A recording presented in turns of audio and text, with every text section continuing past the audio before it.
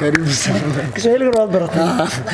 ma qaar inta ana ka bixina ku darso Kiswahili ma qaar ay ka baratay wachana nayo karibu sana hawataweza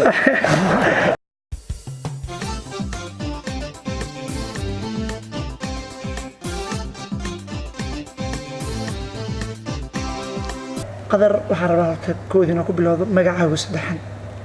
magacayga waa Maxamed Qadar Ibrahim Umar oo hadda ku magac dheer Qadar Ibrahim qadarkeeyo qadarkeeyo markii la yiraahdo dadku wax badan is weydiinaya qadarkeeyo waa qof nin dhalinyaro oo Soomaaliyeed waa fanaan da'yar balse taariikhiyan qadarkeeyo intuu ku dhashay intuu ku soo barbaaray intuu ku soo waxbartay aniga ku shakhsiyan waxaan ku dhashay degmada Yaaqshid waxaan ku soo barbaaray Yaaqshid waxaan wax ku soo bartay Yaaqshid dugsi sare ma aanan gaarin balse dugsi dhexe ayaan kaga baxay waxbarashadeedana yani heerkan dadaalna fankana maanta waxaan ku soo gaaray yani dadaalkayga intaas aan soo waday qadarkeeyo su'aasha kale intaan ugu baxro inaan ku weydiiyo intaan fanka usaan u socon bixin waxa jira hal hees waxaan doonayaa inaan noqdo Chris Brown ki Soomaaliyeed yes هذا كهرب بندق أسميني سي تديكس of مدش 2013 yes رياضي أيضا هاد مكور موذي مانتا أو مكوهر كشيء مسؤولي هيك سأيا كايدم أن وقتها Soomaalida inta badan in lacag nacay ma jirto lacag marka la yiraahdo haddaad milyaneer tahay xitaa warabtaa wali haddaad magac yeelatidna waa sidoo kale wali yani isma dhigi kartid magaci waa heshay oo meeshaada ku jooji now waxaad u baahan tahay mid ka sii balaaran inaad samayso aniga markii isma dhigi kariyo shacabka dhigi kara taas ma aaminsan inaad tahay Chris Brown Soomaaliyeed xilligan la joogo waan ku sheegay waxaan kugu dhahay aniga hadii yani aan ku dhaho qadar ahaan waan ahay yani waan isdhigi lahayba meesha aan rabo waan gaaray waa tahan leh sababtoo aan nin lacag helay maadaama inuu dadaal badan sii bixi un baa laakiin qof lacag diidaysa ma jirtaan kugu dhahay taasoo ay ka dhigmato micnaha yani exactly magaci hadii aan heli lahay waan iska fariisan lahay balse wali waan u sii baahanahay anigoo haysta ogtahay qadar intaad hees qaadaysay heestii kugu laxan adkeed heestay ahayd wallahi heestii waxay ahayd gabdhaha Soomaaliyeed aan xasuusto ayadaa i wareerisay waana markii ugu horeysay aan sameeyay laxan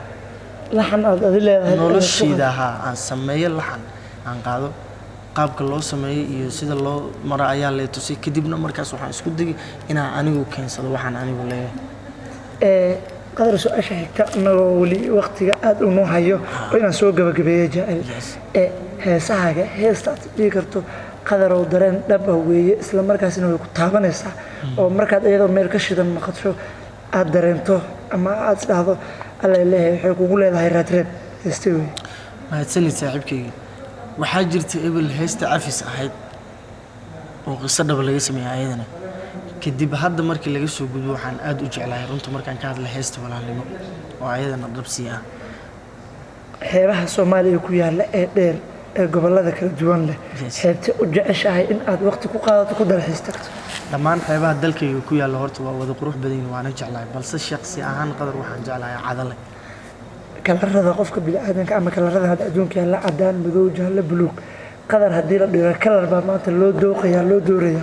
adoo maqan la rabo in meel lagu dhigo kalarkee aad u farxda marka aragto waa maasantahay kee ku hormari lahay kan bini'aadanka kan dadka dharka kan kalarada dharka ku hormar okay kalarada dharka waxaan ugu jeclahay dynamkan aan wata hadda jeemiska oo kale iyo black and white kalarada dadka yes kuwa dadka markaan u boodno yani waxaan jeclahay qof aanan cadeen white side ahayn madow side-na ahayn iska normal su'aal aan wali lagu weydiin aan jeclahay inaan lagu weydiin rabo qadar inaan ku weydiiyo sida daacadda ayaan rabaa inaan uga jawaabto su'aasha waxay tahay qadar gabdhaha Soomaaliyeed haddii lagu yidhaaho gabar ka xulo maxaad ku xulan lahayd kow gabadhaa xulan lahaydna gabar dheer gaaban ama gabar cayiran gabar caata ah cad ama madow maxay noqon lahayd sababtaa ku xulan lahaydna maxay tahay taas hore waa u sheegay laakiin gabdhaha Soomaaliyeed inkastoo ay wada qurxan yihiin laakiin sidaan filayo waxaan filayaa su'aashaas inay xoogaa igu naqanayso balse daatay waxa ku yiri inaad ka gabatay ma doonayo qadar waxaan raasay saxda inaan okay waa maasantahay waxaan jeclahay horta hooyadeeda hadda ii joogta ayeedeeda Faadumo inay yani dabeecad iyo kala haata dhaqan dadnimo yani qof deeqsi oo yani howlkar ah oo yani maskiin oo qof walba inuu u damqado jecel naxariis badan kow tan xigta markii la yiraahdo kalarkeedan waa tan hore kugu sheegay midda kalena anaaba dheereen badhirada intay geynaysaa أنا بطول سائد جاب سائد مرة دير مرة مية يعني حوجا أنا يجمع مدح في غل لكن أنا دير سائد أهم صوبته وقف جريئة أنا جنسان حجاز تجري كذا عبارة هي عيلان أنا عطى أنا مجعل عيل سائد أنا عطى سائد أنا مجعل لكن على مدل إني عطى أنت بدن ضد كأنه يا واحد اللي هذا قدر واحد وجاء إنه عيلانته حكي يا ابن عيل هذين قد ضد قلب لفوت قال له قلت لك البرادر أنا وحن جعله إني إنسان عيلين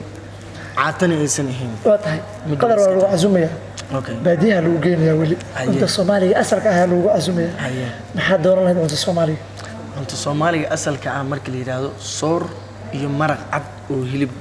ليلها الوسمية كو مركي cuntada laga soo gudbo baadiyo oo la yimaado beledkana muufi iyo hilibkaas ariga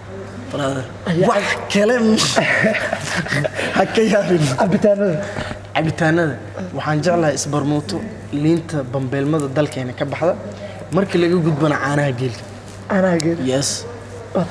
aad ayaa u mahadsantahay sidaa waqtiga noogu hurtay isla markaasina aad noogu dhabar adeegtay waxyaabo badan oo qarsoon aad noogu sheegtay kaga mahadcelinayo karibu Kiswahili rood baratay ma qaaray inta ka bixina ku darsan Kiswahili ma qaaray ka baratay wachana nayo karibu sana hawataweza aad waa mahadsantahay alaba wiilka marka bilaw